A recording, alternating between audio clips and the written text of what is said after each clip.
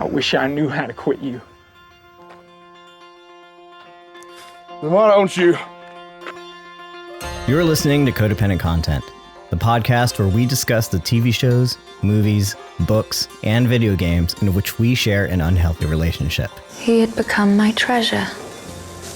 So I held on, stopped climbing, and now we'll rise or fall together. My name is Mattias. Join us as we try to unravel the characters, stories, and worlds that we are entangled with. Because just when we think we're done with content, it draws us back in. Oh, Morgan, we need sponsors. Okay. So if anyone wants to sponsor us, it'd be great. We need to get popular so we can get sponsors. Because I like this beer. We need beer sponsors and we need clothing sponsors. I need new clothes. Anyone want to sponsor clothes? I need new clothes too. How's the podcast started? I don't know, Morgan. Here we are in the abyss. It starts when we say it starts. And so maybe it starts right about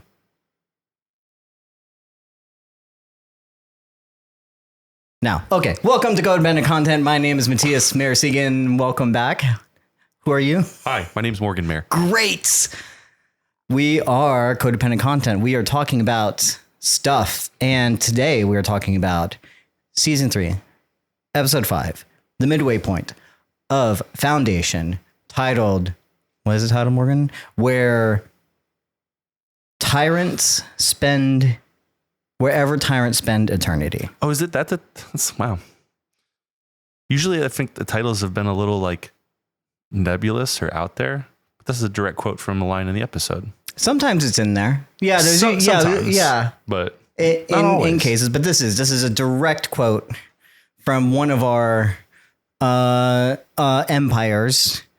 And that's all I'll say about that. Because I was gonna say, before we get into that, this is a spoiler-filled podcast. We talk about spoilers. We spoil everything about the episode. We have not read the books. We have no idea what's going to happen. So everything we talk about beyond this point is pure speculation. So if you're worried about spoilers, if you haven't seen the episode, you're probably not listening to this podcast.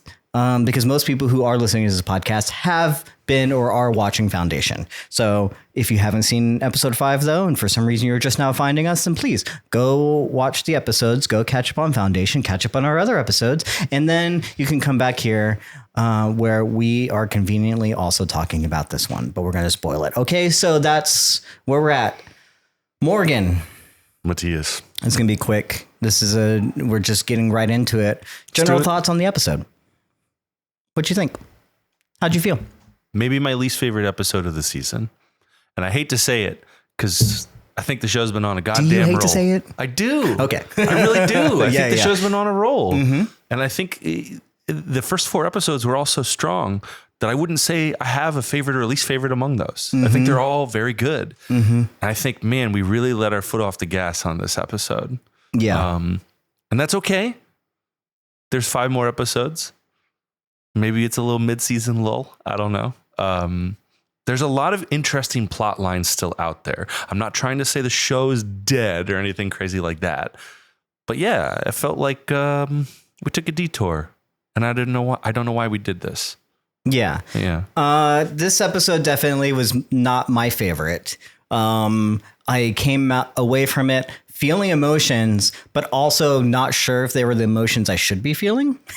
If I could say that, there's a little bit of anger. And if that's what they want you to feel, then great. They knocked it out of the park. I'm not sure that why I'm feeling it had anything to do with the story. I actually, that's not true. Some of the things I am feeling came directly from story beats. Yeah. But yeah, this feels like a little, as you said, like a step back. It was so much a step back that I wondered if there was any production problems. Whoa. I wondered if there was anything, reshoots that happened, anything that had to be redone in editing. I wondered if this happened during the writer's strike. It's been a while since we've had some episodes, or a season, and I haven't looked into it, but I'm sure there's something because this feels a little bit wonky in terms of episode coverage. Things happen in this episode that I'm like, this feels like maybe the back half is like just so packed. They just had to like get some things like out of the way is what I'm thinking. But also it felt like not like a filler episode, but it was just like tying up some loose things and also not really progressing things as far, you know, because it needed it all to happen in the back half or something. I'm not exactly sure. I mean, it is a halfway point in the episode. I do like that they gave some time to Dawn and his storyline, because I really wanted that, despite the fact that I'm not exactly sure how I feel about how it ended. Yeah, right? they ended his storyline, right? Like, to be clear, like they gave it some time because it's over. Is Empire ever truly gone? That's the thing, is because the way that it was shot, the way it was done, and the way that we've been talking about the series made me feel like, okay, great. Dawn is gone. They're going to start picking them off one by one. But at the end of the day, this is also Empire. They have clones.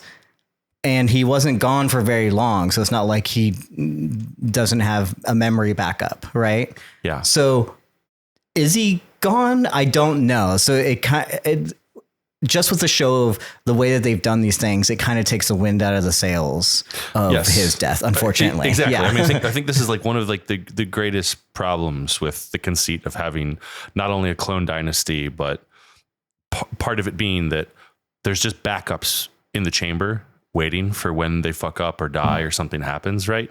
Is that like we as an audience at least I as an audience member have started to get invested in this particular Dawn. Yeah. And that he is beginning to see his role as a Cleon as maybe he needs to start thinking outside the box and doing something different or drastic, maybe working with the Foundation, you know, or whatever.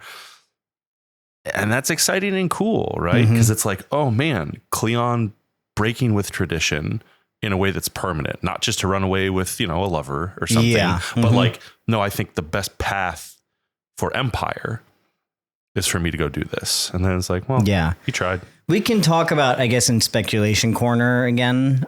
Name pending, by the way. If anyone has a better name for Speculation Corner, please let me know. But that's what I've been calling it. But in terms of like maybe what they could possibly do with the character now, if he comes back, we can speculate on that later, because I think that there's, again, some more possibilities there. Or it's just end. I'm not exactly sure. I just want to clarify. When you say he comes back, do you mean like we get the actor Cassian playing a new Dawn, or do you? Okay, because it's like I think this Dawn is dead. done. He's very dead. I mean, the truth about media: if you don't see a body, are they truly gone? Right. So it was very unclear. He is able to put on a suit. I don't think you can really get thrown into space and survive for very long out there. There's no clear indication about what happened to him. But at the same time, I think, again, speculation, a little bit of speculation up front. There's a possibility that he knew that was going to happen.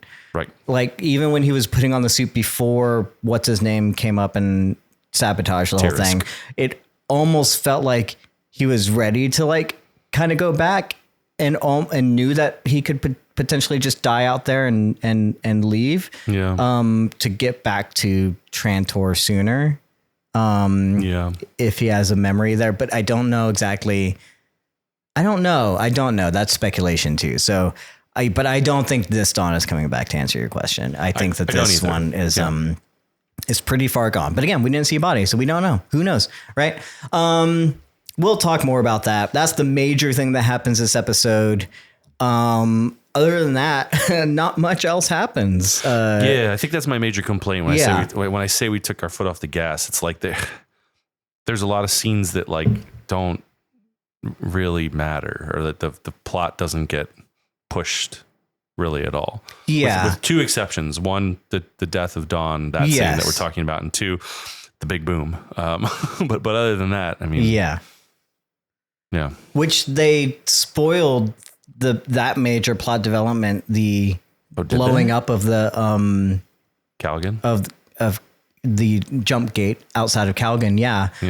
The jump gate specifically, I didn't know that Calgon was getting blown up, but they released a clip early for this episode, and I was like, oh, there's a clip, and it's presumably there's not going to be like any spoilers for like a clip. It's just going to be two people talking. I was like, oh, let me see what's going on here. And that's the scene that they showed until the jump gate explodes, and that's it. Like, they don't show Calgon exploding, right? So crazy that they would spoil that and release that early. I don't know. Yeah. So just to think, but yes, not much happens. Let's just go ahead and get into our deep dive. It sounds like we're both not big fans on this episode. Maybe this will be a quick discussion. Cool. I don't know. I think we should start with Day, because the least amount happens there. And also it kind of picks up where we left off last episode. He's going down to Mycogen. We see some very, I'll just say, fungus inspired scenery. There's a cool set in there when he lands in Mycogen finally too. Yeah. Like some of the stuff in the background or whatever. I'm like, this is cool. Yeah. There's some cool. Yeah. It's very reminiscent, as we mentioned before, of Coruscant, this deeper depths. We're getting a little bit more of like filling out the world. I love seeing just regular people. Who are these people? Right. Because we end up just caring about and worrying about the higher ups, everyone who's like running the things, and we don't look at the humanity that we're supposedly trying to save or lead, so we get a little bit of that. We also run into this faction, which doesn't seem to be the same as the faction he's looking for.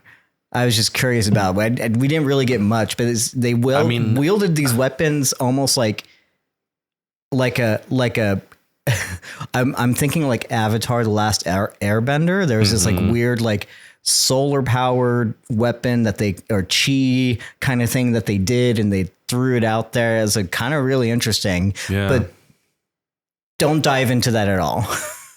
And they're like, and you thought it was Day. It's not. It's an old man in just his a guy.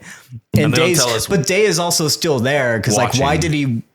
If the point is to not get caught, why be near the scene of the crime? I mean, I don't know what the scene meant in general, right? Yeah. It's like we don't know who they are. Like, is that the Inheritance, or is that some other sect? We have no idea.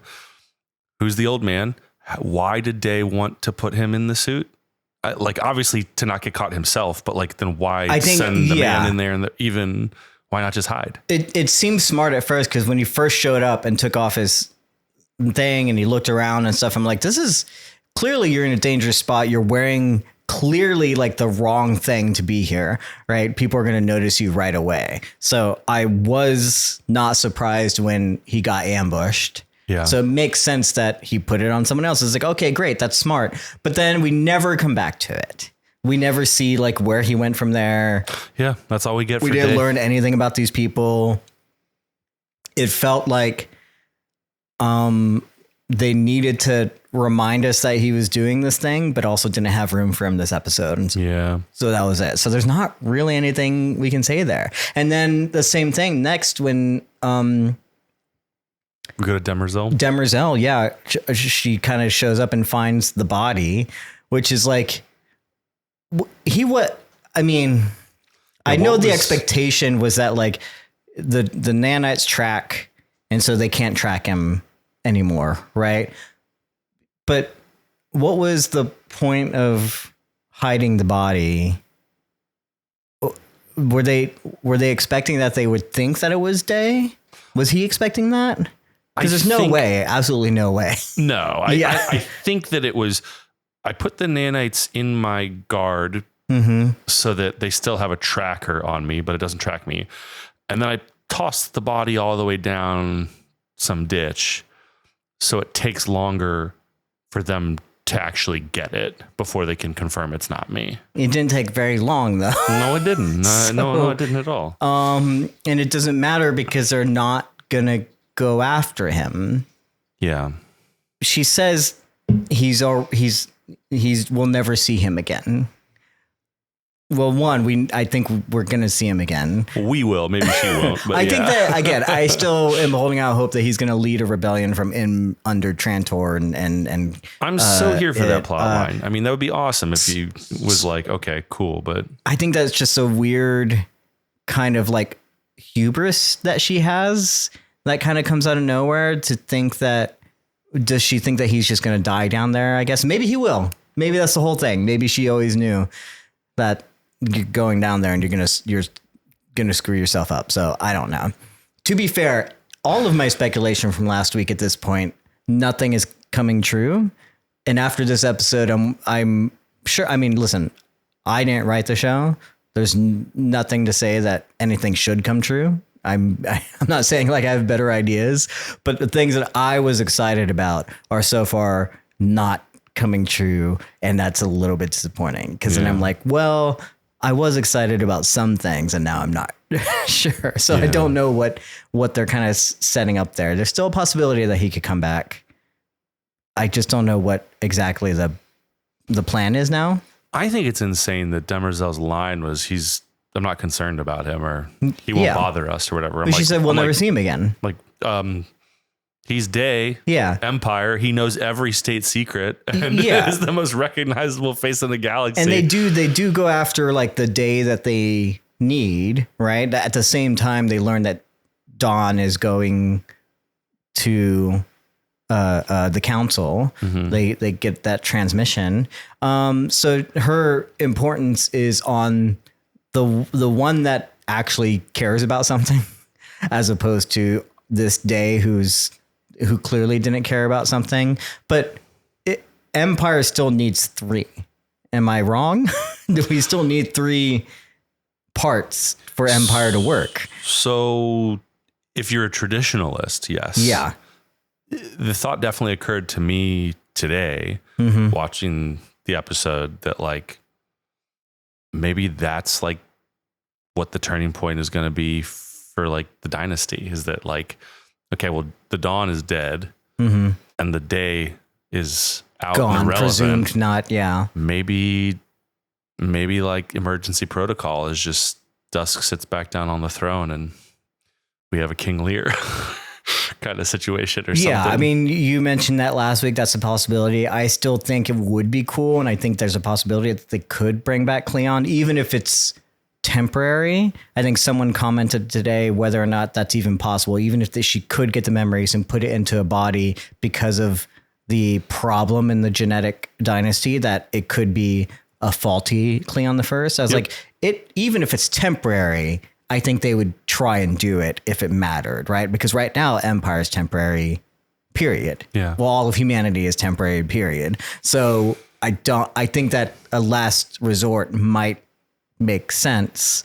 I'm still holding out hope that they might do that, but it is. I think they're setting it up so obviously though too, right? Because like Dawn's like hollow memoir letter to Dusk. Yeah. One of the lines that they punch in it is like, "I'm so sorry, I'm not going to be there for your ascension." Yeah. And like that, I'm like, that's not happening, dude.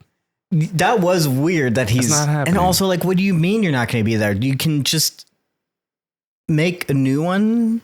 Do we not have a new one? Do they stop? Am I wrong? Did they stop making clones of each other? Maybe is that not happening? No, they have the clones. Well, they're making a new Dawn, like one's growing, right? But the actual like clones as they age, are those still there? Are they not there? Did I miss something? Maybe someone else can tell me. How do you mean? So a new baby, a new Dawn will still be born, and maybe that's it. The life cycle just goes through that. If you lose your life, you lose your life. At a certain age, but there already exists a clone of Dawn who is 26 years old in a tube, waiting. Yeah, I don't know what year or age, what the age separation is, but like, yeah, there will be a new baby. That's what it was like done before. They had like 3 clones going at any time, right? To mimic and to follow the current Empire in case one died. But I'm wondering if they stopped doing that for some reason. If they have, I don't think they've told us. Yeah, they haven't. And okay. Because I was just like, maybe I missed something. Like what reason? Why would they not No, I think you know. I hear you, but I don't think so. Yeah. Yeah, I don't know. So again, this is such a weird episode. I'm sorry, guys. I have no insight into anything here because it's just we're just moving along. I mean, we got in the next scene, we got a line that like kind of confirms something that you've been saying, right? Is like we've been talking a lot, you specifically, about influence, and whatnot, right? The compulsion, right? And when like Dawn does his first jump with Gaal, in the next scene, and he's got questions, right? Because at the very end of last episode, he watched her make them disappear in front of other people, and then heard her voice in his mind. Whoa. Yeah. Two things that I think we've established he did not know were possible in this universe. Mm-hmm. He had no idea that was a thing that was possible, right?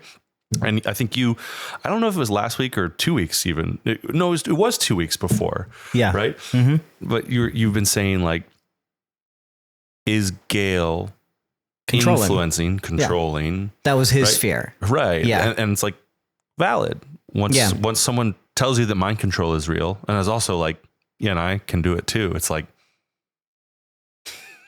okay. Her answer is so dissatisfactory. It sucks. It's so bad. Like someone's so worried. Much. This person is worried that you're controlling them, and your answer is, I'm not even sure. I don't even know if I'm doing it. Oh, so you're also agentless?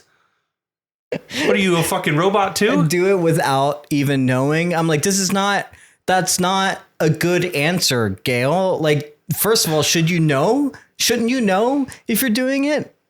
And then also, not the thing that this guy wants to hear right now. Like, why wouldn't you just lie, Gaal? Especially when we find out later on that she's been lying a shit ton already.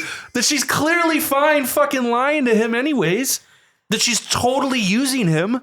Why the fuck don't you just say, no, I wouldn't do that to you? I was so mad at Gaal this episode because as much as I defended her last week. You're on my side now. She sucks. I was not happy with how she did things. No, she's Selden 2.0.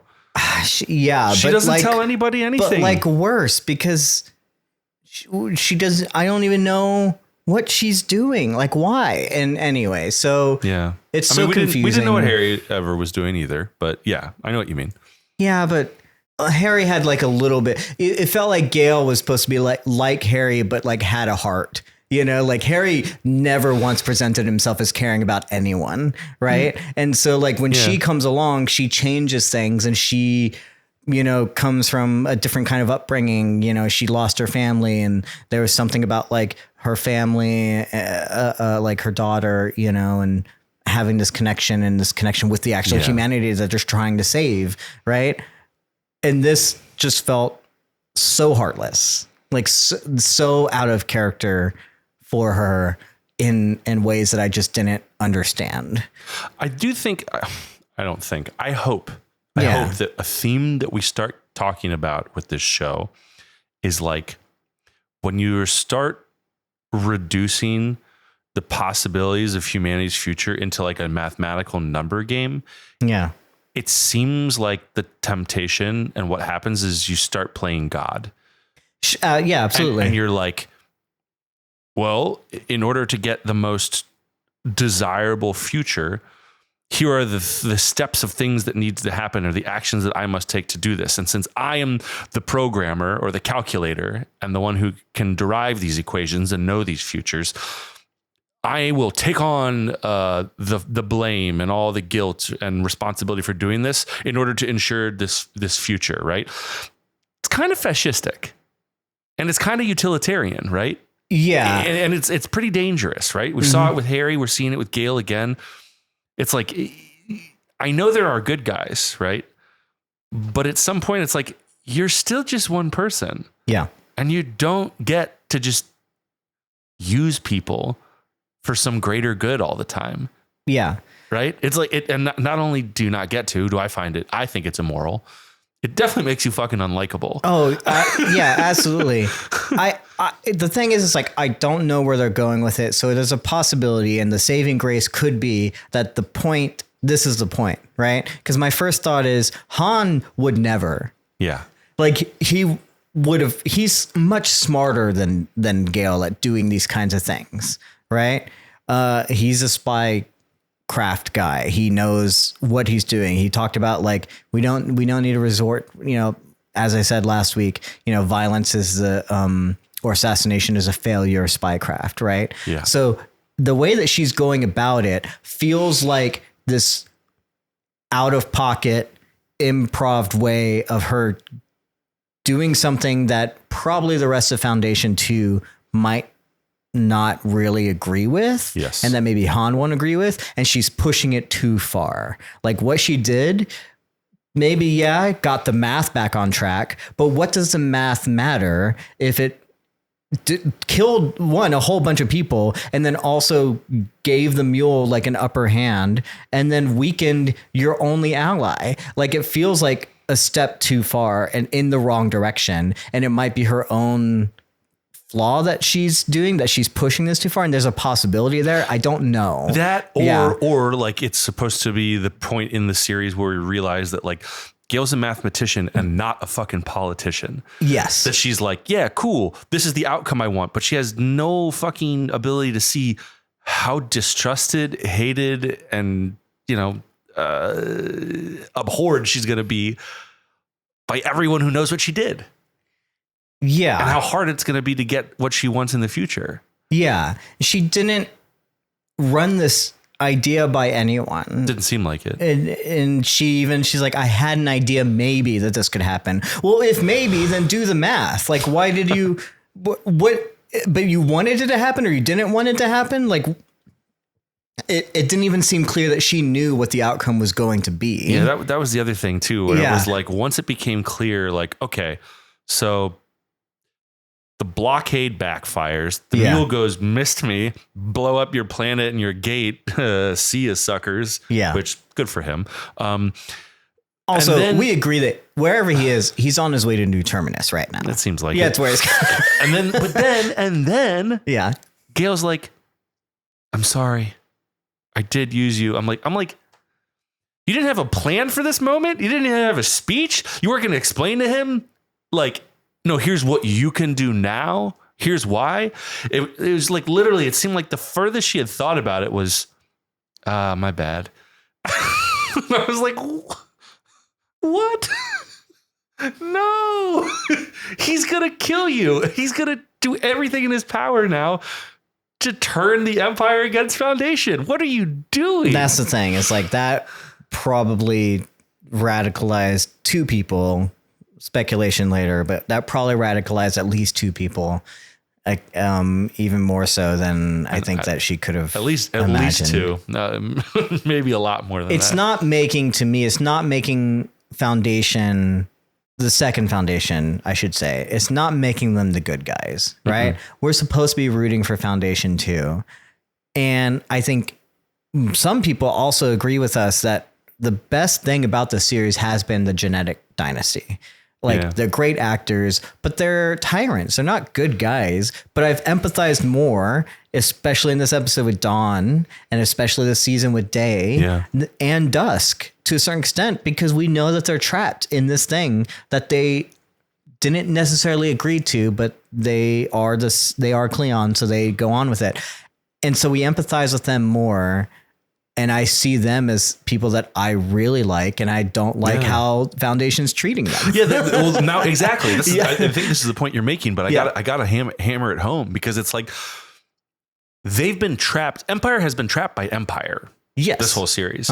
But now it's also like, no, the one who started finally to step outside of the box and go, okay, I'm going to take a leap of faith and trust the good guys. Yeah. No. The good guys are bad guys. It also makes... And they're really trapped. It also makes me wonder, was like, what was the plan for some person to go to the library and ask for the specific book, if not Cleon, right? That just feels like you made this plan and you played your ace card way too fucking soon. Like now you have nothing. You have no cards. It doesn't make any sense. Like whatever plans you were doing, whatever track you think you're getting back on doesn't feel like it's actually working. So I don't know. I with hate you. to say it. I'm just not a fan of Gaal and what she did. There's a possibility this is how I'm supposed to feel. Yeah, exactly. But I'm also not. I'm not saying fuck the show. I'm just saying this character's very unlikable right now. It's really hard for me to tell if I don't like it from a writing perspective or if I don't like it because they want you to not like it. I think it is too early to know. Sure. Yeah, absolutely. There is so much left of this season. It is very likely that we're supposed to feel this way. Yeah. I'm not saying it's impossible that we're not supposed to. Sure. Though. Yeah. Yeah. They also could have really made her unlikable, unfortunately. Yeah. But I have faith that she's either going to learn something or that something's going to change. But we'll see. We'll see. I think we'll come back to that and Dawn.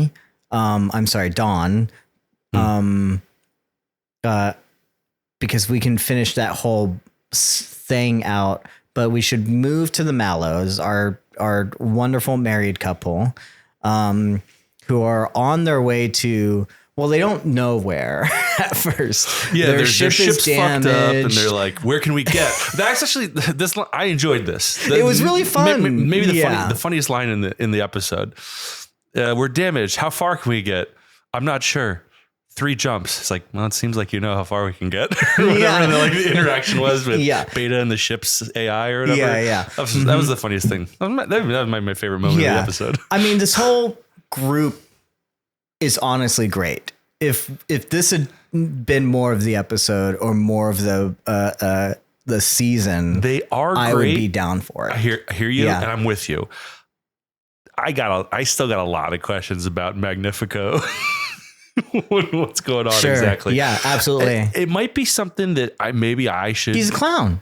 Maybe so he's a he clown. was said twice this episode. Maybe They're after the clown, right? Or like maybe he's like kind of on the spectrum. What was it? Or something, what is? or, we didn't mention. I'm like, sorry. Han does show up in New Terminus, and he's like, "We gotta go." I thought we'd come back to it. We can do back and we can just do all of it. I wasn't going to call you, but like Han being there, I only have 3 things to say about it. 1, wow, does his boss fucking hate him? 2, well, we knew that. Thank God he stole his ship. Thank God we got to see him ass naked again.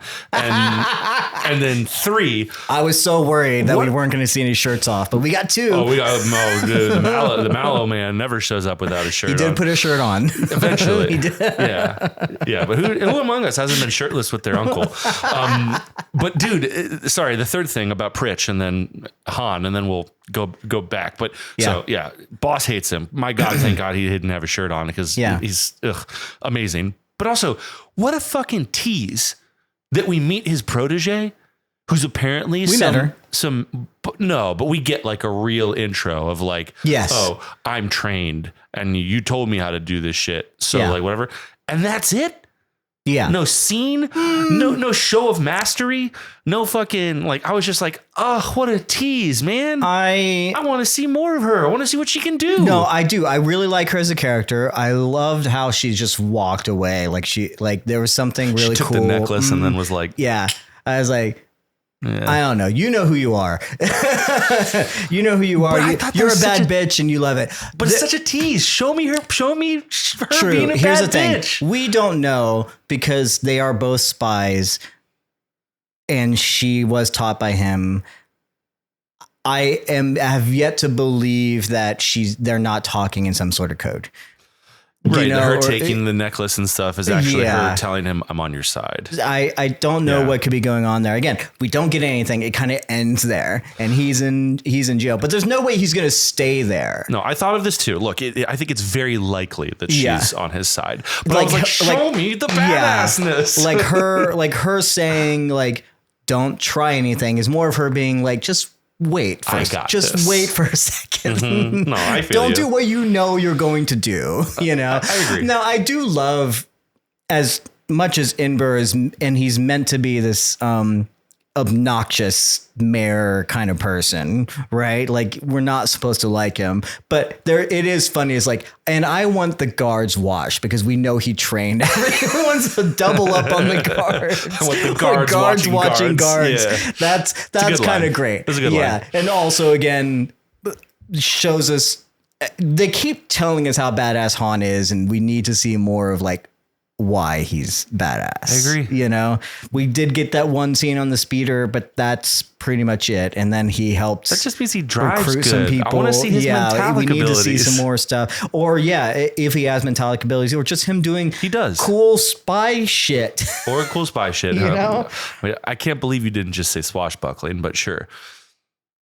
And there was zero swashbuckling in this episode. I'm so disappointed. That's what's at the heart of all this. Last week I did not mean to say swashbuckling, but it just came out, you know. So that was actually last week. I said it for you, to be fair. This time I baited you into it here. Zero swashbuckling. Anyways, sorry. So back to them. That's all I wanted to say about Han. Oh yeah, I agree. It was just the fact that we were talking about how Magnifico's reference as being a clown, and I do love that. Like, what information do we need from him? Like how to juggle? Yeah, it's pretty good. Here's what I'll say. I'm not. I think it's not going to be a coincidence how much they undermine Magnifico. In the sense that that we kind of like brush him off as not being important. Like multiple characters this episode kind of seem to like brush him off as like a clown. Like, why is he here? All this kind of thing. So you say like, I don't know what is kind of going on there, whatever you said, like why he's important or something. I think that's an important thing. No, that's not what I forgot saying. what you said. Yeah. I think he's very important because they kind of beat that over the head this episode with Beta being like, I have the most valuable piece of bartering equipment and they don't even know that he's valuable yet or whatever. It's like, oh, okay. Yeah. He's going to be very important. I'm saying, what the fuck is the deal with him as a character? Oh, right. Is he like truly a clown? Is he on the spectrum a little bit? Mm-hmm. Is he like differently abled? Is he like from years of abuse with the mule and like obsession with music, almost a little childlike, you know, like in that sense, because like he has moments of lucidity where he's just like, Beta's charming your uncle to Tober, and then he's just like, freedom, and runs up a hallway and does like a double 3 backflips or whatever. And I'm like, who the fuck is this guy? Handspring somersaults. So yeah, I'm not. I agree. He's going to be extremely 10 important. out of 10. It's very clear that it's like they have. He did those somersaults. I was like, oh wait, he really is a clown. Yeah, I thought he was just a DJ. It's like, I mean, he is. Yeah, he can be both. but I mean, like it's very clear that they're trying to set up like he is the mule's muse, you know what I mean? Like he like, or like his like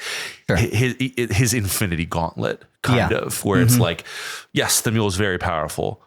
With the music, he's maybe unstoppable. And I will say, music better this episode for me. Yeah, I liked actually just hearing the instrument by itself. Sure. The music felt a little cooler, you know. I didn't dislike it as much as you the first time. I agree though that it was way more approachable, that this time I could like see exactly what he was doing and playing. Whereas the first time we met in the club, it was like so much atmosphere and stuff that it was hard to actually feel like what's actually coming from him, or like what is he creating versus is this just ambient texture that they're adding. And but I agree. It's hard to know if it's helping, because he seems to indicate that maybe this will help, you know, for Beta to convince Randu to, I guess, join them or whatever, right? But we don't know if it helps. Like, we're not clear on like how exactly this. Obviously, with the Mentalic, this power could be more amplified, probably. But none of these guys are Mentalics, so we don't know exactly how this kind of works, right? I mean, like, or just because we're gonna have time to theorize. Or Magnifico is a Mentalic, but his power is music. Yeah, you know what I mean. Say more.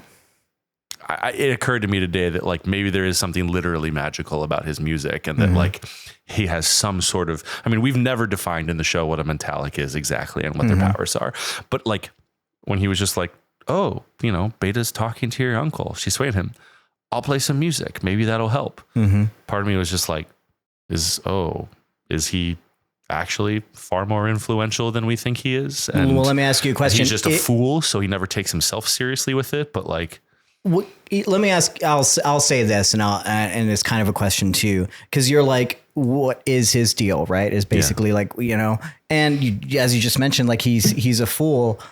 What do we know about fools? Is sometimes they play the fool, and so how much of this do you think is playing the part, and how much of it? This was the first time that the idea even occurred to me. And again, I have to wonder. We talked about before. The mule's playing multiple different games, right?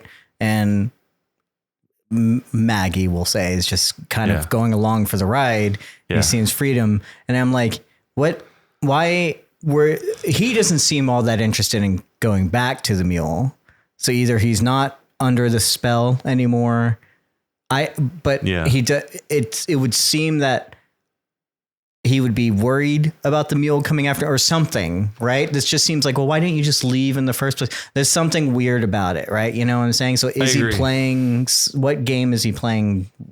I don't know. My actor nerd brain was also just like, oh, I've just kind of blurted out a theory about Dusk retaking the throne and being King Lear. And like, it would be pretty cool if we also had a fool.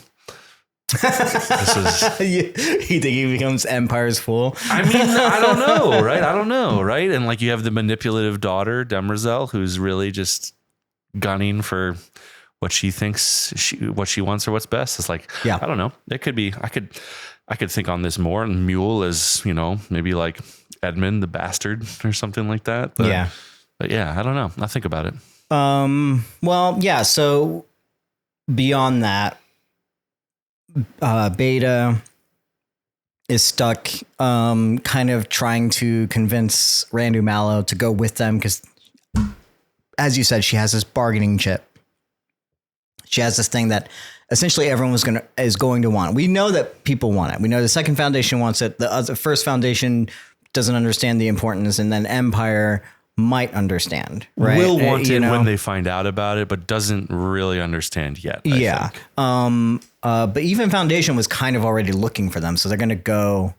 They're definitely like New Terminus. I knew it's obviously everything's converging on New Terminus, right? But they need. She's kind of smart in the way she does this. She's like, why are you fighting this war? What is it? And she's like, well, we want to secede, And she's like, well, you can't do that. You can't have a place at the table, or you can't be at the table if there's no place for you. Yeah. Right. And so I can give you that place. I kind of love everything about Beta in these scenes, that she's smart. She's intelligent. She's also got some like skills. She knows when to when to show what, that she gets her hands dirty with the seam fixing, to show this man. I mean, in general, right? Yeah. She's way more tactful than Torin. Yeah, absolutely. Is that like Torin has the swagger for sure? Yeah. And I like him. Yeah. But she's got real political skill. Yeah. Yeah. And so, I mean, I would bring back marriage for Beta if marriage didn't exist. Also, can we talk about too? There's a moment that I have to talk about. This wasn't on my list, but you said it, and I was like, nah, I got to talk about it. So we've established in the show and on this podcast that in this world, marriage is like dated, not something that people do anymore or whatever. Yeah. Cool. But the Mallows did it. Maybe because they're old school. Maybe because they think it's cute, maybe because they're trying to bring it back, whatever. Yeah. And then with Uncle, there's a moment where after talking to Beta for a while, Torin comes back in the room. Yeah. And he looks at him and he's just like, you picked a good husband. And then he says wife. Yeah. Correct. I gotta say, it so didn't work for me. What? I loved it. It's because because the context though for me as a viewer was like, I thought he was still talking to Beta, of course, and just looking at him. Yeah, it was confusing, and that it was just like saying like, telling her like you picked good, but this fucking schmuck. And then it was like the correction. I was like, oh, that was the joke. Weird that you would have it. That you would write it when they're both in the room. Why not just I don't know. I was like, it added a layer of like confusion for me that I was like, oh, what? Yeah. Yeah. It's surprising that we talk about how much they're bringing back marriage, but it doesn't seem like now halfway through the season that we're ever going to like explore what that means for them. Unless in the sense, sense, for them, no. Yes, right. I agree. Well, for them and like everyone else, like that marriage would be something that if you're going to do it, you got to do it for a reason. Right. And we don't run into like, even at the party, there's not people like, I don't know, hitting on Torin or Beta and then being like, oh, I'm married. And then being like, what are you fucking talking about? Like, cool, you can be with anyone. You can be with anyone you want. Right. Yeah. Or something. Right. Like there's ways that you could actually make this mean something. If you're going to make it such a big deal in this world or universe, right? Cause I like marriage as a concept.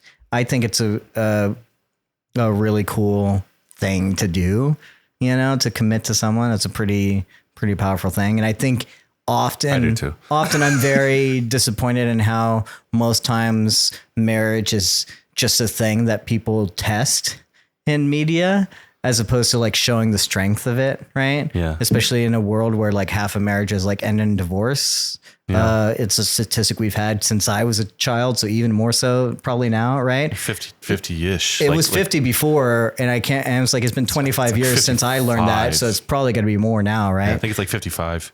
So it's like, yeah, we always use marriage as something as like people are having affairs or people are getting divorced and it's all like a huge thing. And we never see like a strong, and that's what I love about this couple. It's like how strong that they actually are, that they would get married. And I want to see more of that. Like if this is like a thing, just make it more part of the theme about them, Totally. But they don't really go into it that much, but it was a fun joke that I agree didn't quite work, but, I still liked the attempt. Yeah.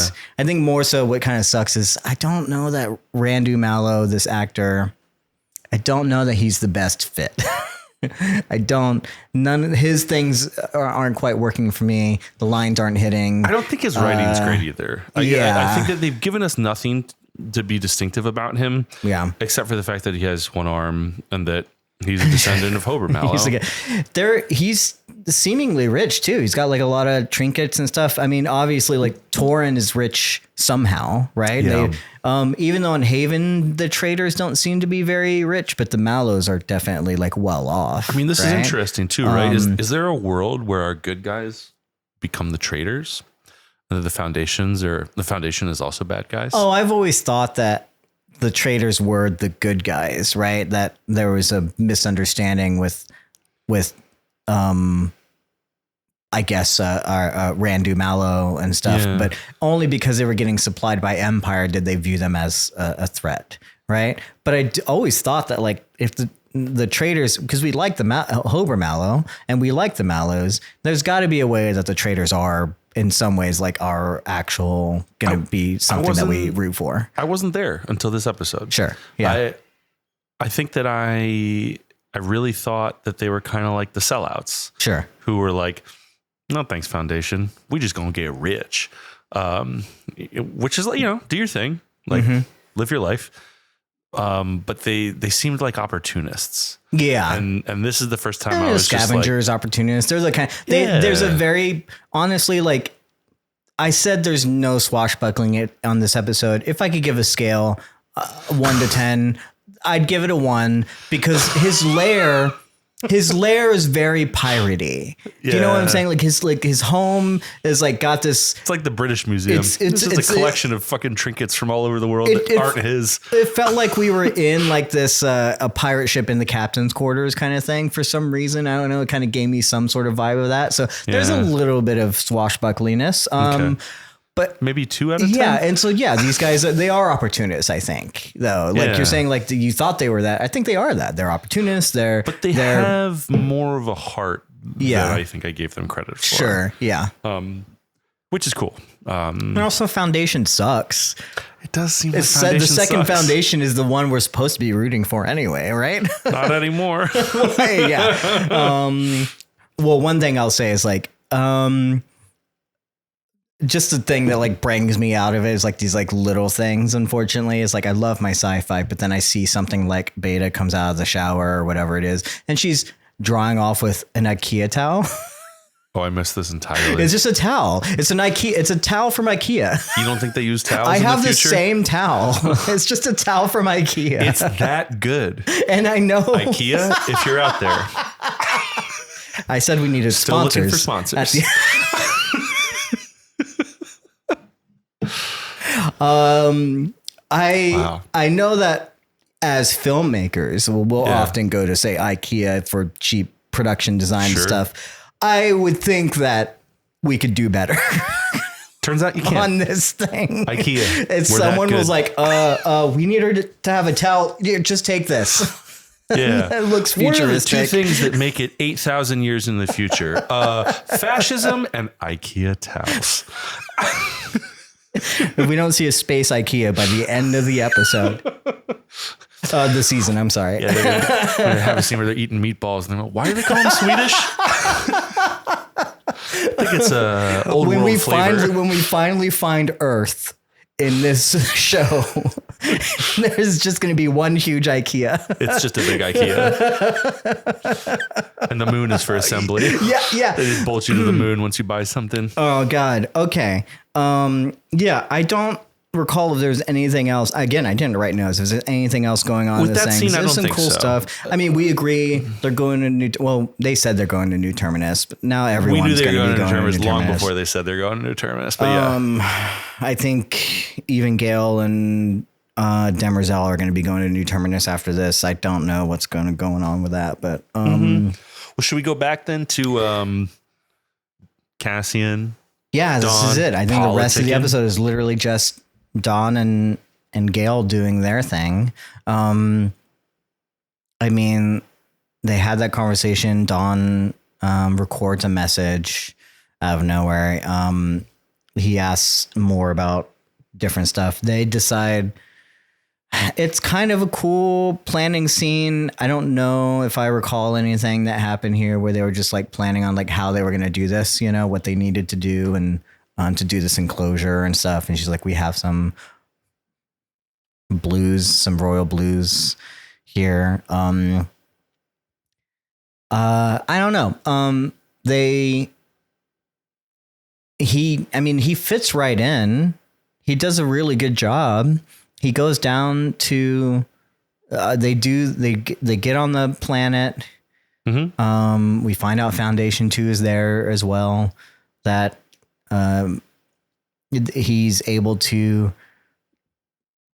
go to the counselor's house, right? And blackmail him. Tarisk? Is that his name? Sure. Yeah. I did not write it down. It is. It's Tarisk. Yeah. I'll have more to say about him near the end, but Yikes.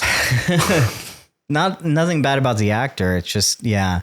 I like the actor. There's, I was confused for a second. I was really for it because I was confused. Like, he's doing the blackmail thing. Is he planting information or is he getting information? I think getting. And so what he said is true. Tarisk allowed the mule essentially to get to the planet. He gave him access. He gave him access. He set up the meeting. Yep. And this is what, so that was like him getting the information in order to blackmail him. Now we have the information. This wasn't him like planting the information saying like, by the way, No. we planted this information and this is in your bank accounts now. No, I think yeah. it was supposed to be exposition. Yeah. Like not just because I don't think Dawn was planting it. I think it's also supposed to be like the mule isn't like omnipotent.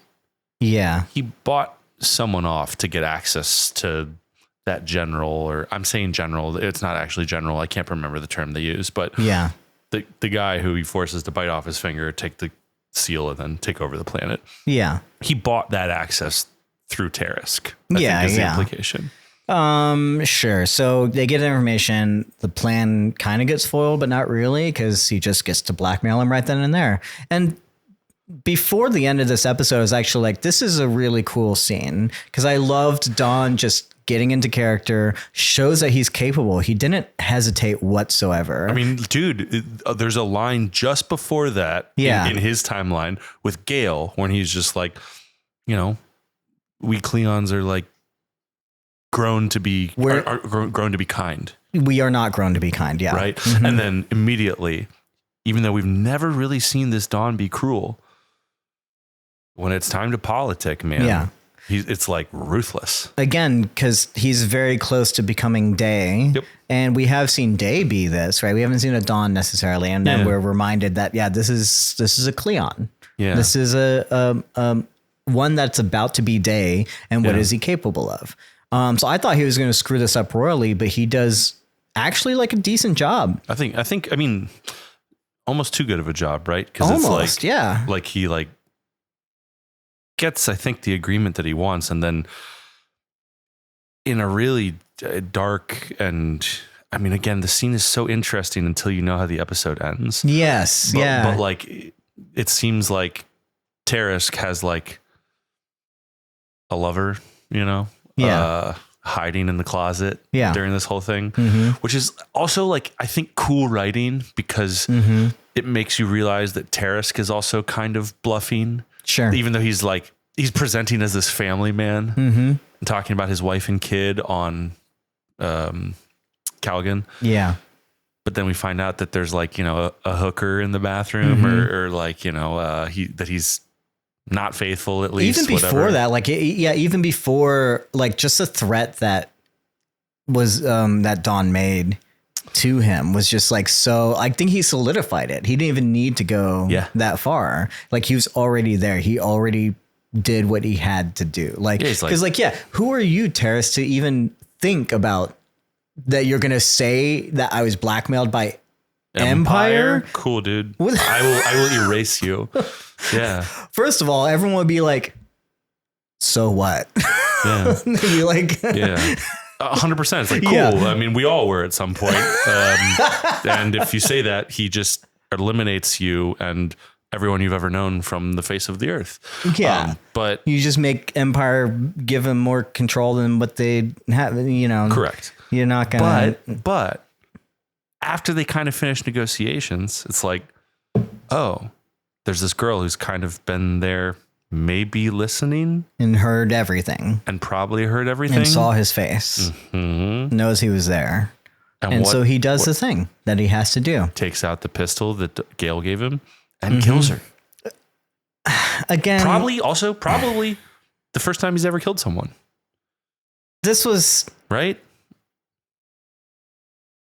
Probably. As Dawn? Like, maybe. Like, I don't know, man. I would say almost certainly. It doesn't seem like it's his first time.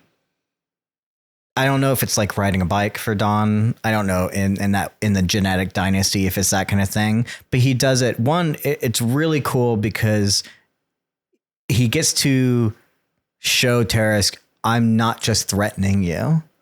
Like, I will do this. Yep. And also he's like, clean this up. He makes him do it, right? Yeah. Like there's such confidence to just like leave that body and know that thing, like he's going to do what you ask him to do, right? Yeah. It's very cold of him. Makes him. I was worried again before the end of this episode. I was like, oh great, now we have a wild card. You know, like Gaal thought she was recruiting someone that was a nicer guy, so to speak, that wouldn't do this, but he kind of takes matters into his own hands and he's going to do it his way. Yep. And I kind of loved that, except we're not going to explore that anymore. That's what's like pissed me off so much. I mean, maybe it's not too, right? Maybe this is again us being frustrated with something and then them writing it in, right? This is why maybe he put on the suit before he got sucked into space. Yeah. And Demerzel's there. So maybe he's not dead. I don't know. And maybe we're going to have, I hope. We don't even know. Just for the sake of writing, I hope he's not dead because it's like, there was so much more interesting shit to happen with him. Yeah. So. Well, but I wanted him to be like a rebel, but like, I wanted to see him do more spy stuff and then be screwing up, you know, or something, right? Like to figure out like how to actually do this And like that, this wild card nature of him would go against like whatever Gaal wanted. I think it's her fault for giving him the gun. Like there was no reason to. Like why? No one's going to shoot Empire, right? Like this isn't a threat. No one would ever think of doing such a thing. Like he doesn't need to defend himself. It feels kind of nearsighted to give him. He doesn't need it. I guess I know what you mean. I'm not going to push back super hard. My thought is this, and he though, leaves is it. And he leaves it on the scene of the crime too. But he's supposed to be kind of incognito, right? He's not Empire at his full capacity. He doesn't have the full backing of the guard and all this stuff with him. Right. No one's supposed to know he's there. Right. Essentially, and like on his, I mean, but I don't know. I feel Isn't like this scenario a very good example of but I where think the gun would be shooting useful? someone would make it harder to hide yourself. Yeah, I mean, yes, I don't know. It would. But if someone knew your plan and everything, sure, like she's got to go. No, absolutely. I mean, I think in this way, and again, I'm reminded again. What did Han say last week? Assassination is the failure of spycraft. If you resort to this is the first refuge of the incompetent. So he would say, so we're showing just how incompetent Dawn is in that way to have to do that. If you failed at your job, this is what you have to do. Sure. It's unfortunate for him, but I was looking forward to seeing that dynamic play out more between him and Han, right? Or between him and Gaal, and for Gaal to come to realize she put power in the wrong fucking hands. I don't know. We don't really get there. That's speculation that we don't know what's kind of going on. Who knows? At least not in the dynamic that I think. I don't know that Dawn's gone per se, but I don't think he's going to be roaming the galaxy with Gaal and Han anymore. So I guess, I don't know. Who knows, right? They do that. We go to the council meeting. We go to the vote. Unsurprisingly, they vote for an enclosure. I mean, we were heading there, right? That was going to happen. Yep. I don't know how they count these votes. I assume there's some ticker that like counts the lights, but you have to do it for purposes. Just press a button, because we're not pointing and counting. We're just there's got to be like an automated system. Okay, I see 1, 2. Raise your hand a little higher. Oh yeah, 3. Okay. Sorry. Will the representative from Calgon change the battery in their Palm voter? The politics here are weird. I just found it interesting that they would call on Tarisk to have his fucking opinion at all. Seems like a not realistic depiction of how these things would actually work, but this is probably like a nitpick on my part. Nitpick away. There's not really much more to say than that, I guess, but that was just, just like a weird, it was the vote was going to go the way it was going to go for our purposes. This enclosure, I agree. Knew, They tried to make the drama out of the scene, whereas like it would have been a lot more powerful. I think like I can imagine just off the top of my head, like a sequence where it's like, you just see the votes happening and like maybe the one guy being like, oh fuck. And then like cutting with the mule exiting the planet or like looking at his like little telescope back at the planet or something and being like, oh, he seems cool as a cucumber for this vote of the enclosure happening. But instead it was like a political drama moment. And I was like, who watching this show thinks that this blockade is not going to pass? Right. Yeah, absolutely. Yeah, I agree. The blockade happens. So a lot of drama leading up to like 40% and then 60% and then 100% enclosed. I don't know how they measure that whatsoever, but sure, it's 100% enclosed. They got multiple fleets there. And then the mule shows up on the teleprompter. Is able to just hack on in. You know, they're really good at doing this apparently. Also, Gaal is a hacker now. I guess she really was able to like take down some cameras and lead him just to get there in the first place. I don't fucking know. There's a lot of hand wavy stuff when it comes to this kind of thing. And in my sci-fi, I'm not having it. Yeah. You gotta tell me how these things work, bro. Yeah. Okay. Show me people hacking for real. You got ways to do it. Like we have characters we could have used for this kind of thing. We need hacking and swashbuckling. We need hacking and swashbuckling. Listen, what he does is pretty dope. Yeah. I'll be fucking honest, right? The mule? Yeah. He makes a weapon. He uses an explosion to trigger a solar flare to use the jump gate and whatever matter and materials within the jump gate to create a weapon to explode a planet. Mule's got skills. That is some MacGyver bullshit.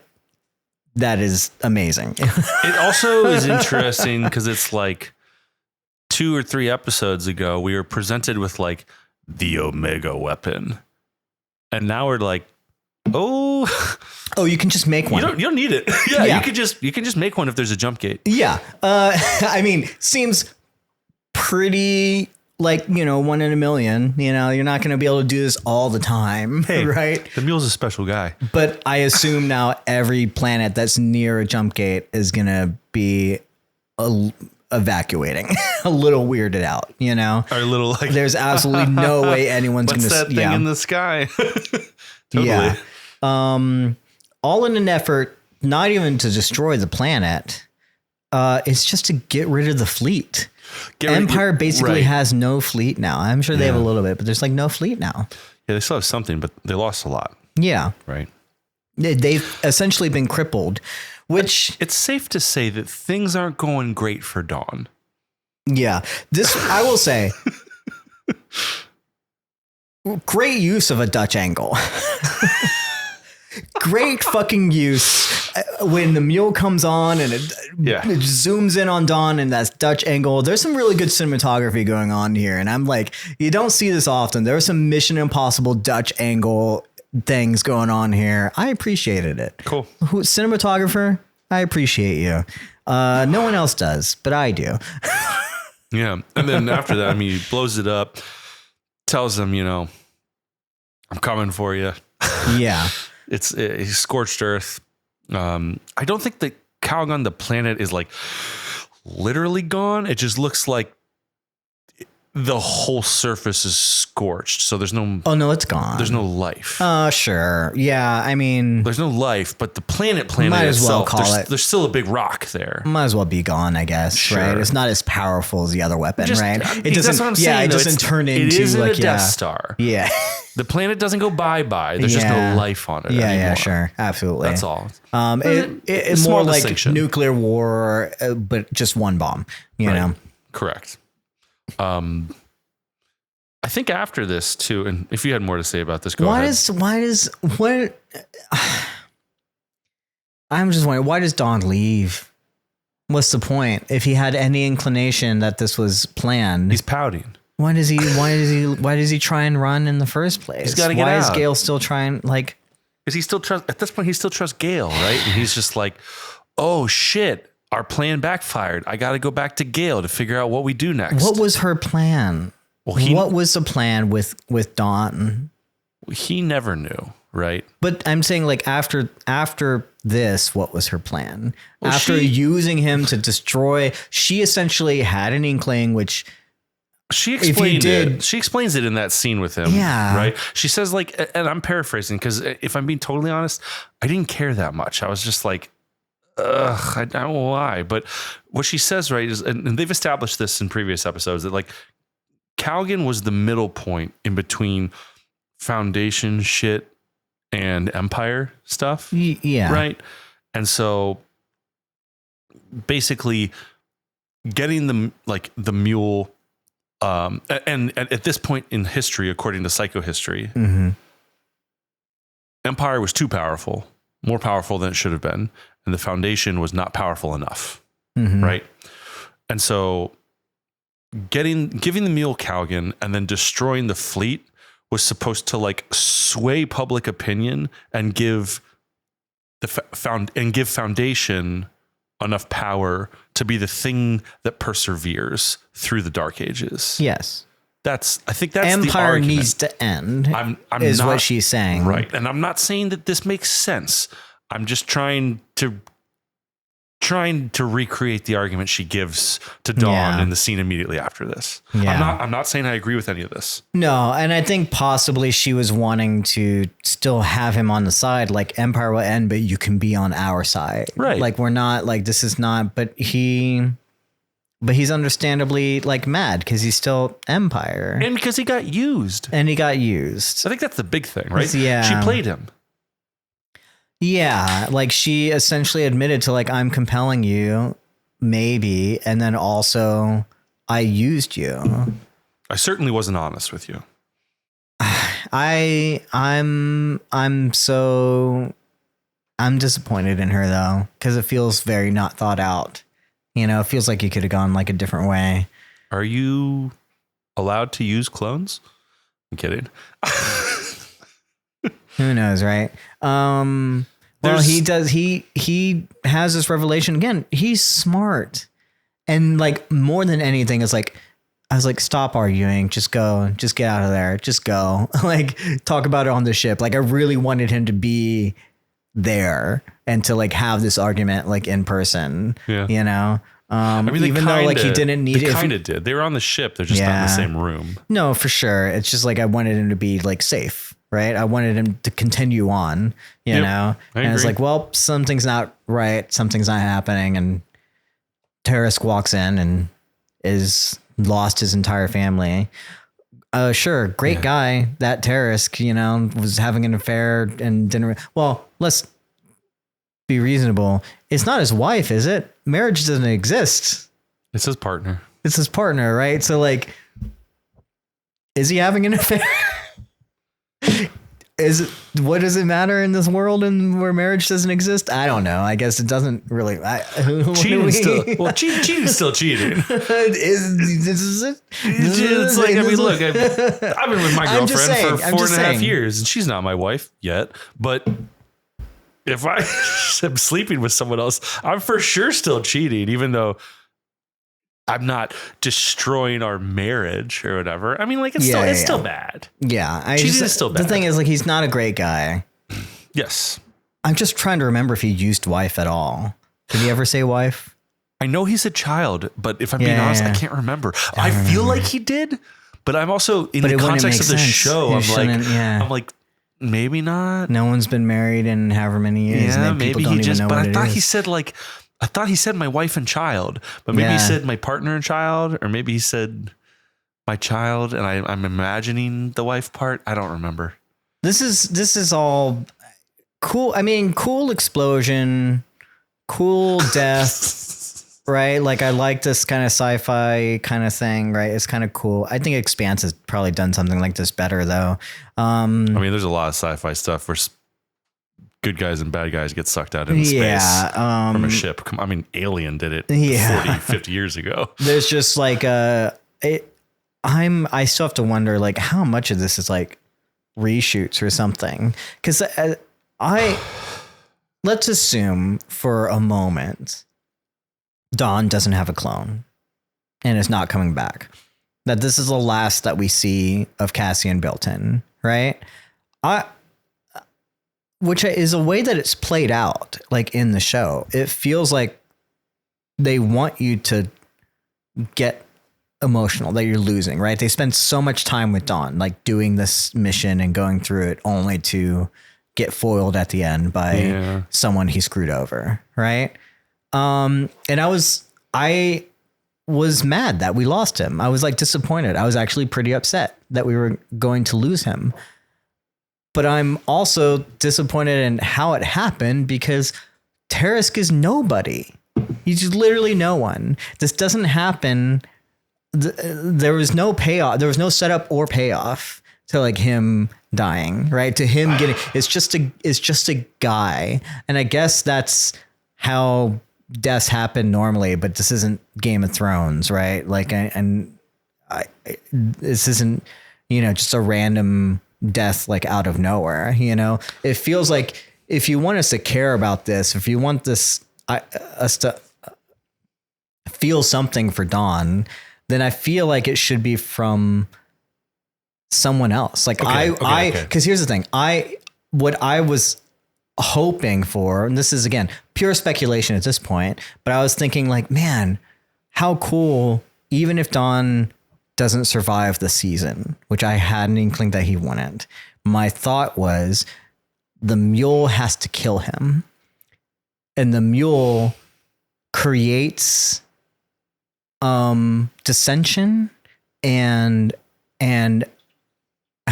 what's the word I'm looking for? He brings back the Tyrants by killing Dawn, like flaying him or showing Dawn how in over head they are, like by being the one that actually kills Empire, you know, that it actually matters to the point where Day and Dusk get super pissed off and have to like go to war with the mule. You know what I'm saying? Make them care about something. Absolutely. Like I thought there were so many ways you could have used Dawn to do that and to make something really cool. And also again, to show Dawn how in over his head he is and like how he thinks he's doing something really good. And then he ends up just getting, I don't know, flayed by the mule, you know, it's like, you're again, show us how bad the mule is as well. Yeah. You know, and instead it's just a guy and it doesn't, this is how he comes this episode. We don't even have any connection really with this guy who was having an affair on his, I don't know, wife. And he cared about his kids and like, sure we do, but we didn't know his kids. We don't really know this guy. And so I was like, there's no personal stakes here whatsoever. And so I'm just disappointed in like, why did this happen? Like who thought that this was a good idea? That's where I'm disappointed. I wasn't here in the place I'm about to tell you I'm at when we started recording this, but having talked about this for a little over an hour. Yep. I don't think he's dead. No, I don't think so either. He's not dead at all. But do you think that this one survived? This one. In the suit? Or do you think... Where is he? Just floating in space though? Very much this one. The chances that he's on the ship is very low. I don't think he's on the ship. Do you think someone just found him? I think he's going to get saved or found or something miraculous. I mean, he still has his nanites, right? Something miraculous is going to happen. They were out looking for him. But he's not done. I don't think so. Yeah. I don't think so either. Are we moving to the corner? To the corner. Well, we have one final scene to talk about, Morgan. Oh, okay. We can do that. It's not even a scene. It's a teaser. It's a cliffhanger, right? Yeah. It's Gaal loses contact. She hears someone is boarding the ship. The ship is leaving at this point, right? It's in space. Or someone's already on the ship, I guess. I don't know. And then she goes, and of course, red lights blinking behind her. This is like this alien-esque, and out walks, of all people or object, however you identify, Demerzel. Here she is. She's been here the whole time. Or she just got here. Just her flight was late. And yeah, that's I mean, great reveal. Not who I expected. I was hoping it was Dawn, but I knew it wasn't going to be Dawn because of the way that the way the scene was playing out. But I had no idea like who else could it be. I was thinking, is it the mule? Is the mule here? And it ends up just being Demerzel, which is a surprise. And by herself, I mean, great. Oh, hey, Gaal, it's been 300 years. Kind of cool. Remind us that she knows they know who each other are, right? Yeah. So interesting. I have a feeling cards are about to be put on the table. A bunch of cards are going to be laid out, right? Because these are the people that all have prime radiance and they know what's going on. It's like, hey, we've been playing games. We've been trying to avoid this thing. Let's just have a conversation. And that's some speculation. And we kind of talked about also, they're going to Terminus, right?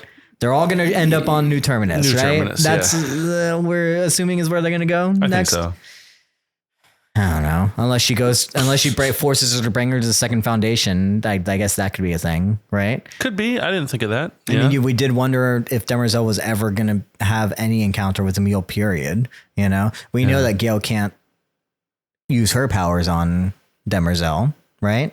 Presumably.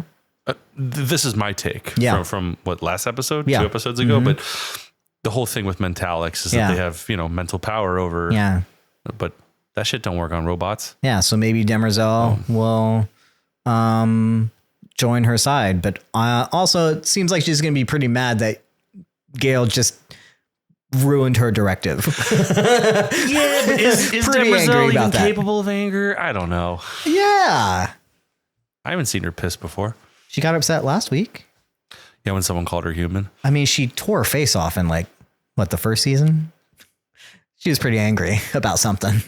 I guess she was a little worked up. Speculation corner. It's speculation corner. It's a bum. I'm trying to figure out what. Yeah, we'll get a jingle for it. Yeah, jingle. Speculation. It's like Bill Nye. Speculation. Bill. Okay. Bill. Speculation corner. We've done a lot of speculation already. I think we always do a lot. The idea is this is really hard to avoid in this one, right? It's like, will Day come back? Into the plot or into Empire? I'm sorry. Will Dawn come back? I keep confusing them. Brother Dawn. I say yes.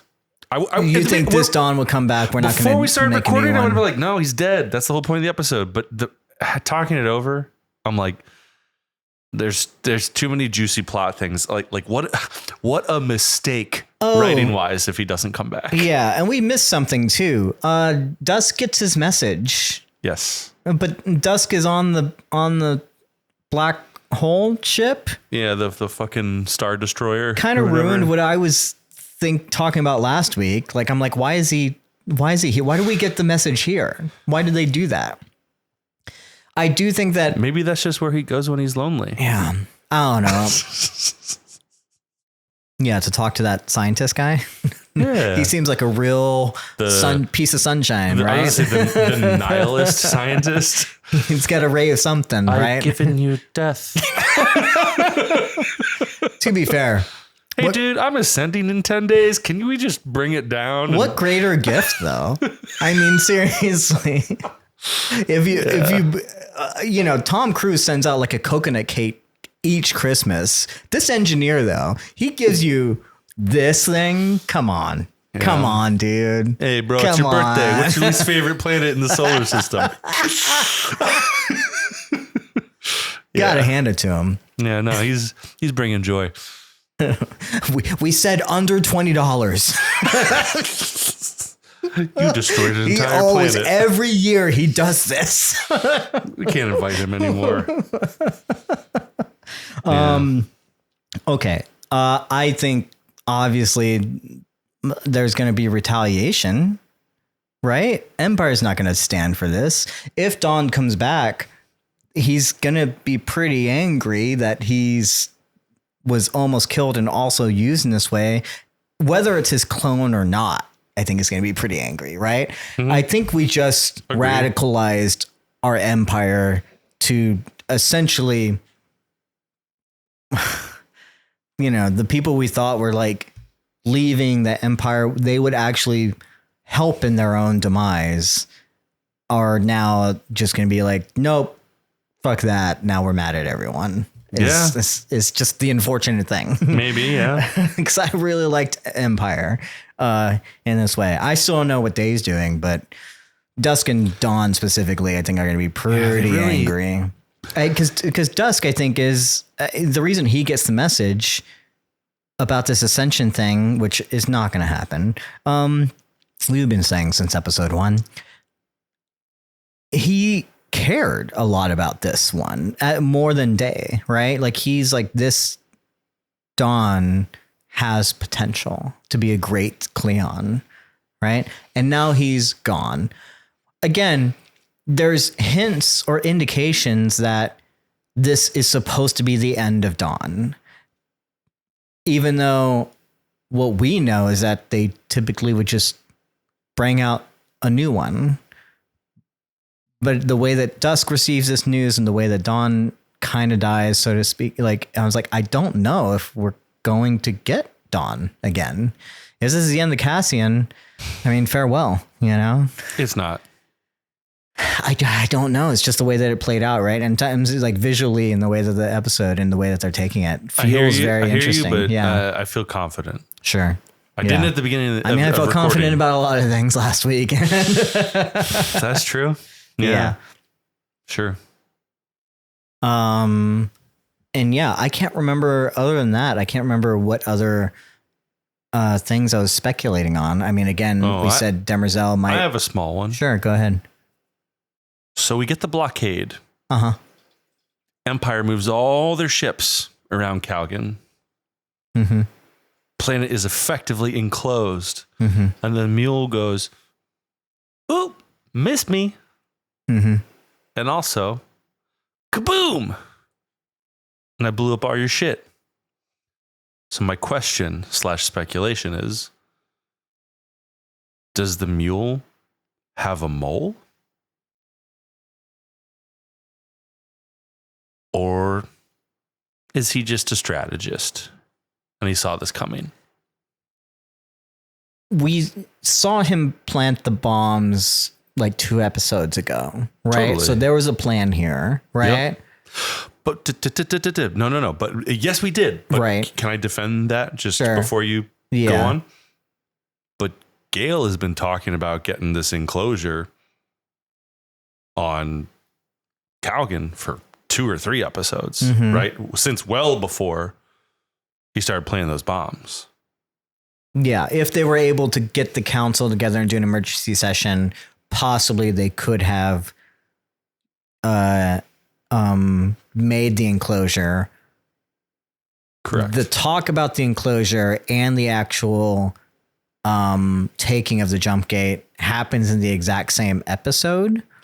And so like the argument about whether or not we should do the enclosure and then when he actually takes the gate happens. Like actually he's taking the gate when they have their face to face with the mule.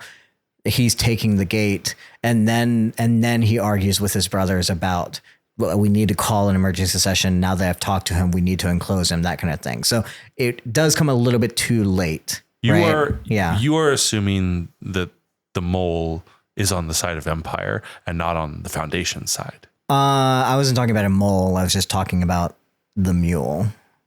But it doesn't come in terms of a mole. I'm on a different thing. But yeah, that can still be true. I don't think. Oh, you're saying that her having talked about the enclosure is what caused him to go after the gate in the first place. I mean, possibly. I mean, what he knows and doesn't know is like kind of up in the air. He said specifically, I never chose Calgon because of Calgon. I chose it because it was near a jump gate. So it seemed like that was always the plan. The plan was to take a planet next to a jump gate and then to force an enclosure. And while he would take the gate, you know? So he kind of, I think he's a strategist. But that's crazy. I don't know. Then it's just cosmic fucking serendipity. Right? I think he's smart. No, I don't. I mean, no, because Empire never would have forced the enclosure, right? The whole protocol, both Dusk and Day are like, fuck no, enclosure. You're moving way too fast. The only reason we get the enclosure is because Gaal pushes Dawn to be like, enclose it. And everybody in the Empire world, the 2 older clones, the whole council is like, what are we fucking doing? Right? Yeah. So what essentially you're saying is but like, also, if he didn't plan that far ahead, he has no idea who Gaal is. Right. He's like, who's Gaal Dornick? He's relying on a lot of things that have to go right in order for his plan to work, which happens in things. It does. It's just a lot of steps. And I'm like, how does he know? It's maybe his own kind of math. I don't know. Right. Like even Gaal wasn't 100% knowing that this was the plan. Right. And I think maybe it could have been a failsafe. Right. Or maybe it was, well, if anything, it can destroy a planet. you know, and if it was one way or another. So I hear what you're saying. I don't know that there's any indication that I think we're meant to believe that he is smart enough to have planned ahead, right? Yeah. Sure. It's, it is possible that a mole could be there. I don't feel like hyper confident of it. It's just like they gave enough dialogue to like how did he know? It was already done. All this stuff where I was just like, yeah, how did he fucking know? I'll be honest. If there's a possibility there's a mole. If there is a mole, I wouldn't be surprised if it's part of Foundation 2, right? Because he is a mentalic, right? So like he would know where the mentalics go. He would have ways of understanding like where these guys are coming from. Or even just his moment with Han maybe was enough for him to learn. Possibly. I think he still had plans to do things even before, again, if he's a reliable narrator, that he would say, this was always the plan. Yeah. You know, it was always to get the jump gate and had nothing to do with Calgon.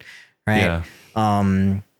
Or he could be lying because no one knows what he's doing, right? So he could be like, "Oh, I was always playing this." Now they're like, "Well, how do we know? Like, what are you planning next?" He has to know things, right? Because there's this also essentially like with what he's doing and who he is. I think he knows that Harry's going to come back. I think Harry's going to die next episode. Again? Yeah. I think things are going to go horribly wrong on New Terminus. And I think the first Foundation is going to be gone. Maybe great that Han's there because he won't have gone anywhere. He can just help out after breaking out of prison. When something happens. I don't know. Yeah. Demerzel, what do you think she's going to do? Is she just going to go? Is she going to rampage? Is she going to fight Gaal? Is Gaal going to find out there's a problem here? No. We can't beat Empire because we can't beat Demerzel? No, I think that it looks like Demerzel has come alone. And I think that's very important. Mm-hmm. She's not there with Space Force to fucking lock Gaal up. Yeah. And take whatever extra prime radiance she has and you know whatever. It's like no. Demerzel's politicking. Yeah. And I think I don't know exactly what the play is because again this is like one of the core things that's still interesting to me about the show is like, is Demerzel going to be perpetually indebted to her directive, or is there a moment where she breaks free from it, or you know, like the last episode kind of introduced with that therapy sequence, are we going to see Demerzel begin to reinterpret what her directive means? And if sustaining Empire might mean, like at this moment, sidling up at the Foundation, putting a couple clones in cryo, and breaking them out in 500 years, right? It's not impossible. Sure. Right? Demerzel has definitely made some plays on her directive that require some, let's say, interpretation. That's being generous. Yeah. So like, I don't know, but I think she's here to politic. The one thing I will say about this episode, as with most episode 5s of a 10-episode arc, we're in the midpoint, like it does kind of reset everything that we thought was happening, right? There's a huge reset that happens with this thing exploding, right? And so kind of anything goes at this point. It's kind of I'm still mourning the loss of potential from episode 4 because like I was at a point after last episode where I was really down to watch Dusk figure out how to get back on the throne, to watch Day descend into Mycogen, trying to find his lover and stick it to Demerzel, and to watch Dawn be the rebel. Yeah. And lead a rebellion with Gaal. And like Dusk might still try and jump back on the throne. That plot line still could exist. Nothing about that. But like they just speed bumped us hard on Day. I mean, Lee Pace was in this episode for 8.5 seconds. And then Dawn's either dead or, like you said, hard reset. So I don't know.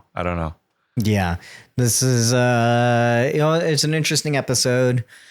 I guess we'll find out next week, like what's going to happen. Oh, I will say one quick little thing. Someone messaged me on TikTok, I believe is one of our really good commenters, Ramsey, and he asked me, where are the Shadow Masters? Do you remember the Shadow Masters? No. What are the Shadow Masters? Empire would use these people called Shadow Masters to get information to kill people, and then they could kind of like camouflage and disappear, in the background sometimes. It's been a long time. We had it in second season. I definitely was a character that I recall. That's where I wondered, like, oh, I know what you're talking about. Yeah. When Demerzel like was talking to this guy, and this guy's like, we can go after him and stuff.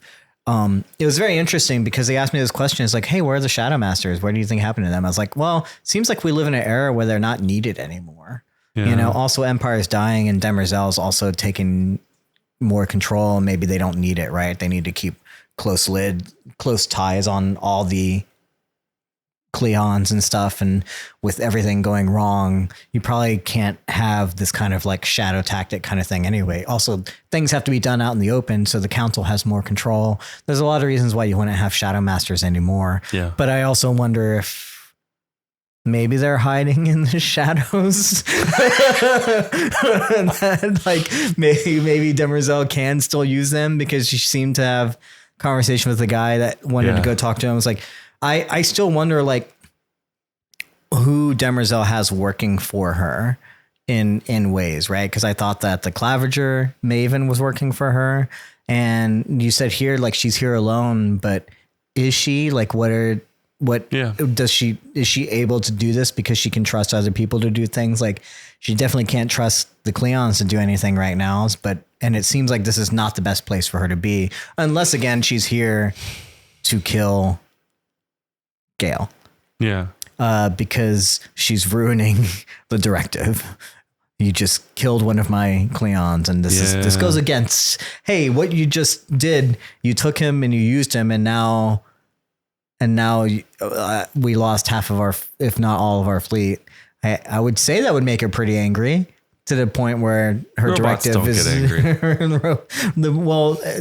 At least her directive is not being fulfilled, and she has to get that back on track. Yeah. It's like Gale's worried about one thing being on track, and it's like, well, Demerzel has a goal of her own, and you kind of screwed that up, Gaal. So I do think that we're in for some sort of fight or thing, whatever. And then again, my question is, like, who's handling everyone else, but I don't know. We probably don't even use Shadow Masters anymore, but it was just a question. I wondered if you had any thoughts. No, I hadn't thought of them, man. Yep. Interesting thing. If you have any thoughts or questions or answers for us about anything this episode, I hope you enjoyed it. I'll be honest. If you guys out there, if you're enjoying this episode, please tell me what I missed. Yeah. Because there's so much that I was enjoying, like, this season. And again, I did like the Dawn stuff. All up until the point where he, like, just died.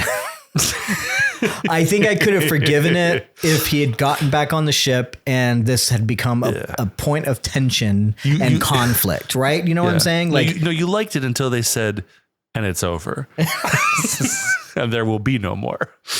Because that it did, even in this episode, it set up some really good stakes for Dawn. It set up some really good conflict for Dawn. It's set up a really good arc for Dawn. Yeah. And then they said, nope, not happening. So that's the thing, is like, I enjoyed it. Yeah. Until I knew how it was going to end. And so that's where I'm like a little bit disappointed. And maybe there are still enjoyable moments. I'm still getting Beta, my forever love, and Torn Mallow. I'll settle for him if Beta is uninterested. So either of the Mallows if they want to marry me, right? So I'm still getting them. Maggie can play at our wedding. I will say too, this is stepping outside the scope of the podcast a little bit, but I'm a big Magic the Gathering player. Sure.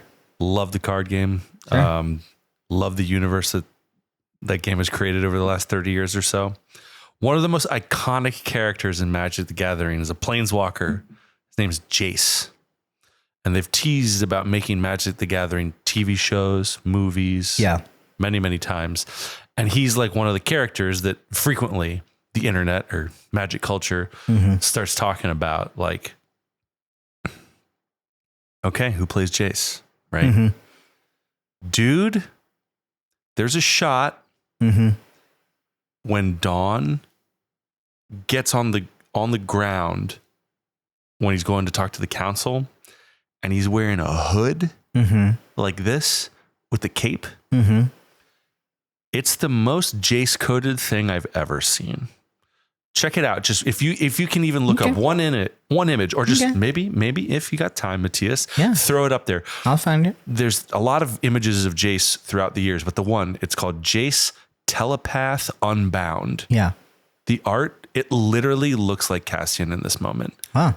And like with the hood and everything. And I was like, yo, he's our next Jace. Hey. If they're ever going to cast Jace. So if he's dead, sure, we got work for you. Yeah. Guy. Well, we've now, this podcast, we've both submitted him for Nightwing. That's right. And now we are submitting him for Jace. So That's right. Cassian Bilton, if he's not of this show, he's got some free time. Dude.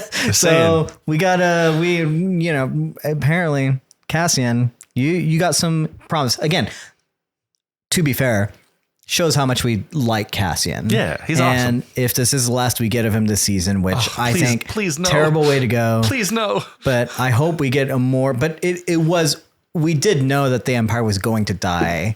This is just not the way I would have done it, right? Yeah. I would have made it matter a little bit more to the rest of Empire, especially, right? I'm sure it matters to Dusk, but again, I've been harping on it a little bit more. I would have made it more personal, but it is what it is. If this is the last we get of him, which we have been indicating, this might be, they'll just kill him off one by one until we have no Empire left. That might be fine.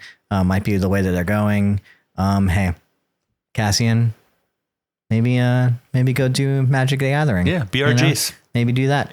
Again, got any comments, thoughts, questions, answers, anything for us? Feel free to comment. This is a shorter episode than normal. I hope you enjoyed it anyway. I'm tired of, honestly, I've had an anxious week and I've been tired of hearing myself talk anyway. So I'm glad it was a shorter episode.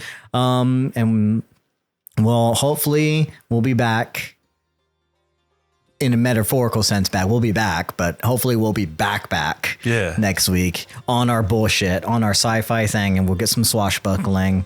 And we'll have a good episode next week. I have faith. Yeah, absolutely. So thank you guys for joining us. Thank you, Morgan, for joining me. And of course. We'll see you next week. Thank you for listening to Codependent Content. For updates, you can follow us on social media. And if you ever want to see a video version of this podcast, feel free to check us out on YouTube or Spotify. If you have any questions or simply want to tell us about something we missed, you can email us at codependentcontent@gmail.com. Or just leave a comment on TikTok and we'll get back to you. Links to all our accounts, where to contact us, or other ways to support will be in the description or show notes. We're glad you're here and working through your traumas with us. Remember, when you're lost in the darkness, search for the light. Live long and prosper, and may the force be with you. Until the next session, cowabunga, dudes.